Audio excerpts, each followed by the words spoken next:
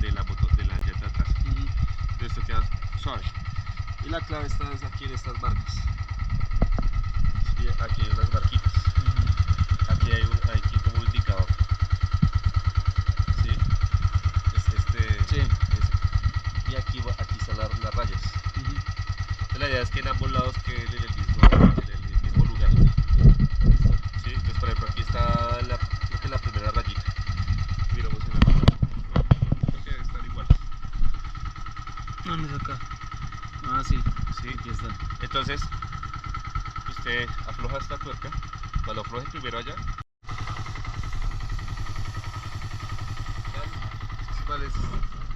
Es mecánico, sí. Algunos dicen que es mejor por acá atrás. Otros que acá, otros que aquí. Yo le echo en todos. La idea es que quede engrasado por todos los lados de la cadena.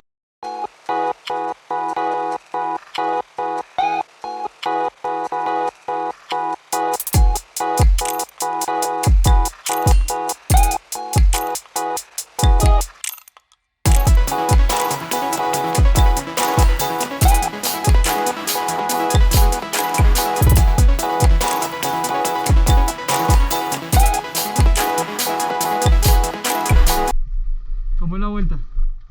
Hasta allá. Ok, hagámosle. Súbete, chiquita. Pero aquí para allá ya es así, ya no es más de agua. Listo, tranqui, es tranqui. Estos son todo terreno.